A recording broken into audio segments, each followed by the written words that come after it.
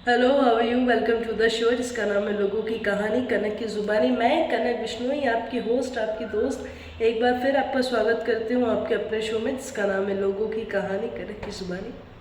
तो आज की जो कहानी है ना, उससे आप भी रिलेट करेंगे, मैं भी रिलेट करूँगी। आज की कहानी का शीर्षक है कि पहले वाली बात नहीं रही। एक बार की बात है, दो दोस्त आपस में बैठ के बात कर रहे थे। एक का नाम था रेखा, एक का नाम था सीमा।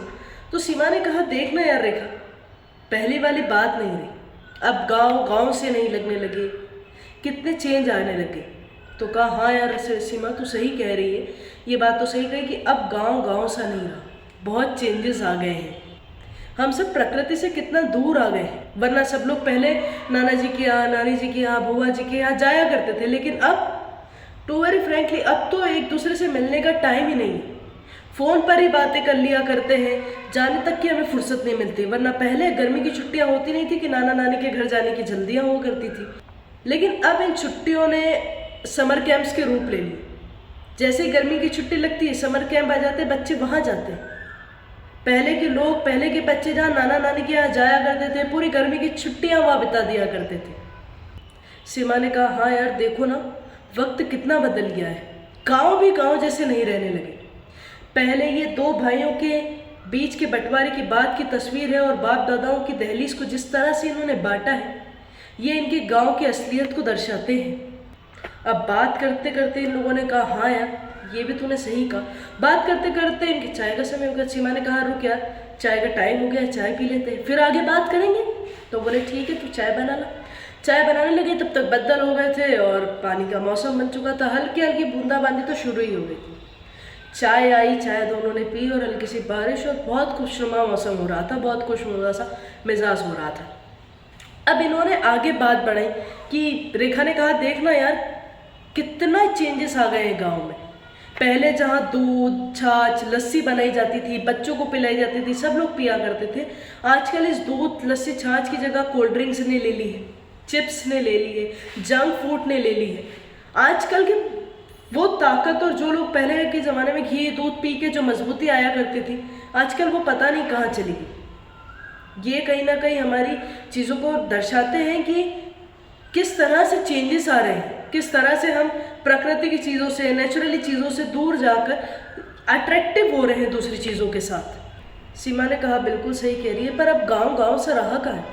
कहीं ज़मीन के केस, पानी के केस, तालाबों के केस, रास्ते के झगड़े, ब्याह शादी में हुए गए झगड़े, इन सबों के बीच में इतनी मनमुटावे आने लग गई है। चुनावी रंजिशों ने एक दूसरे से इतना दूर कर दिया है कि आजकल लोग मिलना भी पसंद नहीं करते। वरना जहाँ एक छोटे से भी कार्यक्रम में सब लोग इकट्ठा हो जाया करते थे, वहाँ आजकल अगर कुछ भी नया हो तो 10-15 लोग भी जमा होना मुश्किल हो गया। कितना बदल गया है, वाकई वक्त बहुत जल्दी बदल गया। रेखा कह रही थी, हाँ यार, वरना वो पुराने दिन कितने सुहाने थे जब जाया करते थे तो गाँव में हर चौखट पे, हर जगह हमें कुछ ना कुछ नया देखने के लिए मिलता था, हमें क्यूरोसिटी रहती थी।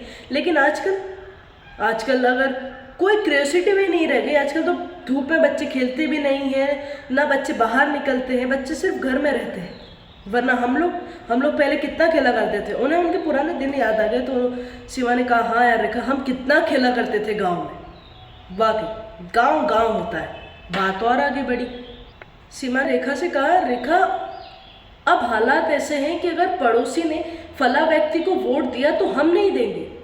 इतनी नफरतें आई कहाँ से, इतने मनमुटाव आए कहाँ से।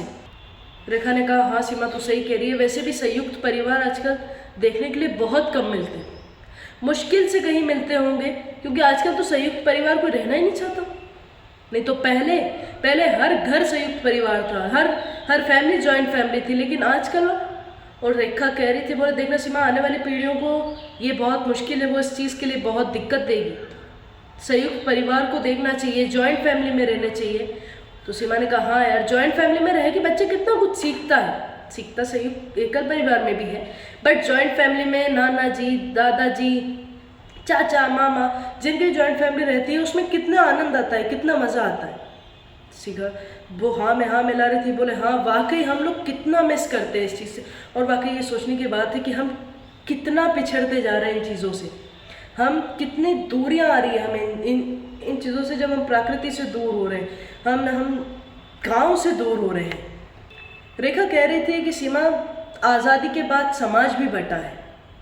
हम शायद इसकी भरपाई की सीमा से अब बहुत दूर आ चुके हैं।